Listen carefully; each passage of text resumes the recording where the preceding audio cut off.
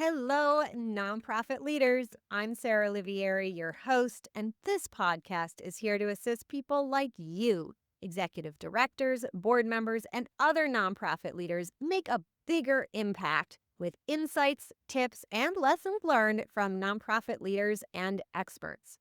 Having been an executive director, a board member, and now a consultant and coach, I truly understand the challenges you face. And that's why I'm here. I'm all about working smarter, not harder, so you can make a bigger impact without the burnout. And so is our sponsor, DonorBox. DonorBox isn't just a suite of helpful fundraising tools, it's a partner that helps you raise more money and supports you in retaining your donors. I love their forward thinking approach. Visit donorbox.org to learn more. And don't forget to sign up for the Inspired Nonprofit Leadership newsletter, where you'll get bite-sized, actionable tips just for nonprofit leaders like you, delivered weekly to your inbox. Sign up at inspirednonprofitleadership.com/sign up. Okay, let's dive into today's episode.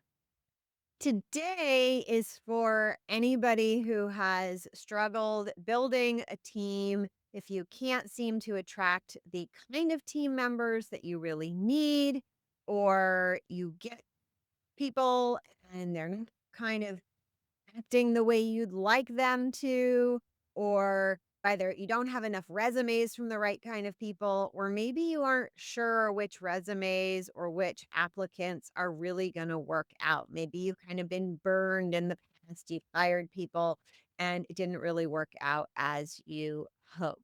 So today I want to give you a few key mistakes to avoid that actually drive the good people away. So when we're hiring, we want to have key things in our process, in our job descriptions that attract the kind of people who are really going to make a difference for us.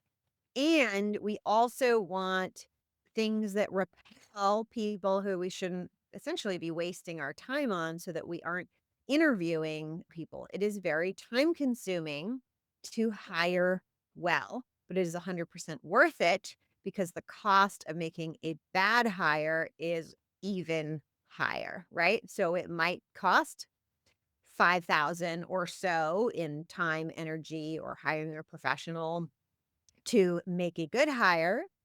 Making a bad hire is probably a $70,000 mistake or a $100,000 mistake. The costs of a bad hire are really huge because, one, you have to redo the hiring process. Two, they've usually done some damage in the time of being there. So you have to fix that. Three, you had to onboard them, and now you're going to have to onboard somebody else. So there's lots and lots of expenses. And then there's the opportunity cost. You needed them to do something, and that thing is not really done the way you needed it to do. Okay, so let's dive into my tips today, which are some mistakes I want you to avoid. Here's one: posting vague or outdated job descriptions that kind of attract the wrong or just not the right applicants, right? Your job description is, I want you to think of your job description you're posting as an advertisement. It has a headline. It shouldn't just be, something completely boring that sounds like everybody else. Your headline of your job description should be like a dog whistle to the right kind of people. It should call out a certain type of person, not just the title of the job position, right? And then the description, you should think of it like writing an ad.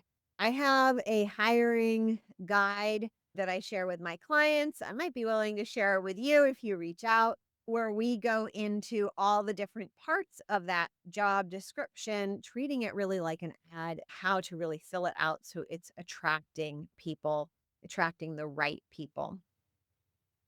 Here's another one: focusing too much on credentials and not enough on fit.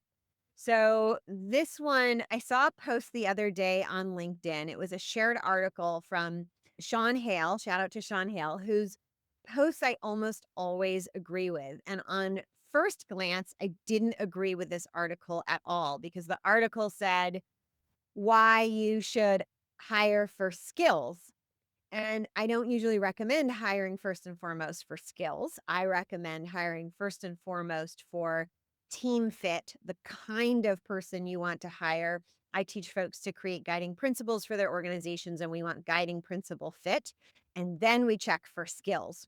But this article was actually saying hire for skills over credentials, right? So we are really way past hiring for credentials, right? Somebody's degree does not mean that they're going to be a great fit for this. So, first, so definitely don't focus on credentials. First and foremost, focus on fit, right? If you're trying to hire an A player, are they an A player? Are they a high performance team member just in general? Does their way of showing up and behaving at work align with how you want your entire team to be showing up and behaving at work? That's what guiding principles are all about. And then, if all that jives and lines up, do they have the skills already to do the job that you're looking to get done? Skills, for me is kind of like the last thing we check because skills can usually, an A player can usually fill in any skill gaps really quickly. And in some cases, it makes sense to hire the person who has all the skills and experience we need right away. In other situations, it's actually a better deal for us to hire someone who's gonna grow into it. We might get a better deal, we might hire kind of fewer bad habits, right? So that's another way to approach it. But definitely don't focus too much on credentials. Okay, how your hiring process goes. I encourage you to make your hiring process humane. It is a reflection of the relationship that you're going to have. And so often people are using kind of outdated, rigid hiring processes that don't necessarily treat people very well. So ask somebody, if you know somebody who's recently been in the job search process, ask them what their experience was. What made them want to work someplace? What made them not want to work someplace? So think about using a process that identifies the right candidates but doesn't waste people's time. So make it so you want as much conversation as you can. You want, especially if you're hiring for an A player or a higher level position, you want to be having numerous interactions. So typically in the process that I teach, we are doing there's the initial, like, job posting. That's where the active part of the hiring process begins. The real process actually begins before that, and we'll go into that in a moment. But we post the job post, we receive applications, we schedule pre-interview calls. These are shorter things to kind of, weed out the less good fits.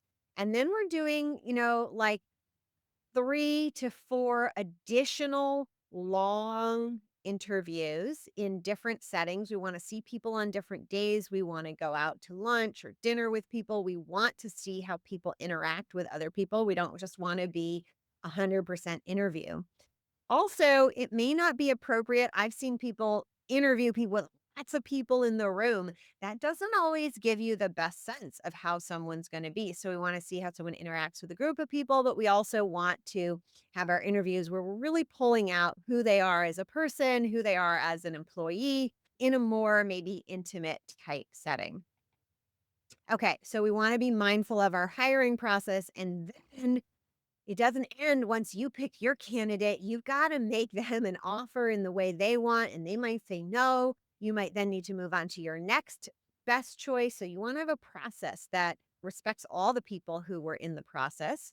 And then you're still not done, even once you made an offer and they accepted it. You want to have some sort of trial period with really good onboarding because you could spend all this time and energy on a great hiring process and then you could blow your onboarding and the best person might end up feeling like a fail because you kind of blew the beginning of the relationship when they started working there. So that we need to get all the way through the onboarding, through that initial period, and some sort of review and reconfirmation.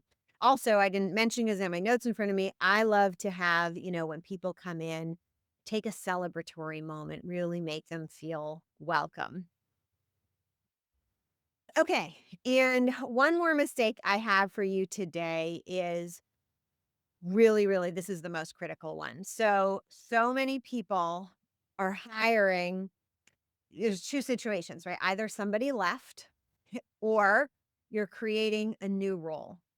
And the tendency when somebody leaves is to just replace them, their exact job as it was. And when that's the case, when we don't have flexibility, when we don't take a moment to consider if their role was the right fit, right? There's still things that need to get done always in our businesses, in our organizations. But the people, each person is unique. Each person is going to have a different set of skills and abilities and talents to fill various roles. So just really rethinking, don't just cookie cutter, they left, we'll replace we'll replace Bill with Jane. Doesn't really work like that. So really thinking through what is the role, what is the human need you need to fill on your team? How will you rejuggle your team members if somebody's left recently, or about to leave? So really getting clarity on what it is you're trying to hire for. Don't assume you're just replacing somebody to do the same thing. It's not going to work out. No two humans are alike. So you're likely to end up making the mistake of having an unclear or inaccurate job description if you don't do that work when someone's leaving. Same problem of having an unclear, inaccurate job position when you are hiring for a new role altogether because nobody has done it. And there's a big difference between setting up a new role and filling it long term. So you also might be making the mistake of not having the clearest, most accurate job description that you're trying to bring people in for. A fix for this type of new role is I like to recommend hire an expert or a fractional person who is really good at establishing things, setting things up. They're going to tend to be a little more expensive because it is a high value skill set and a more rare skill set, someone who can just like dive in and set everything up. Have that person basically set up what the role needs to be, set up the department, set up some of the processes, and then hire in your full-time long-term person to own that role. And that's going to be someone who's less of a like jump in and clean up the mess or figure things out person. That's going to be someone who's more like a maintain systems, refine systems, and maybe grow a whole department type person. So that's one way to make sure that you're getting kind of a clearer, more accurate role when you write that job description. Right. That's all I have for you today. Investing, though, in a great hiring process, as I said earlier, is going to save you so much money, time, energy, headache, emotional space. It is so worth it. Please don't cut corners. Oh, and I almost forgot. I said I would tell you one more thing. So, when does the hiring process really begin? It begins today. You should always be keeping a list of people you would love to work with someday, right? And they may not be available when you have an opening, but they may. And those people might know more people like them because like people tend to hang out together, right?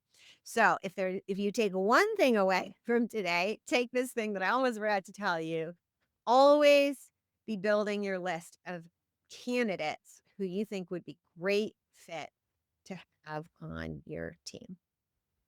Until next time, all the best. You've been listening to Inspired Nonprofit Leadership. Thanks so much for tuning in. Be sure to subscribe so you don't miss a single episode or the bonus episodes. And while you're at it, please leave a rating and review and be sure to share with your friends and colleagues. Tune in every week for more useful insights and wisdom on nonprofit leadership. Thanks so much for all you do for the communities you serve. Until next time, all the best.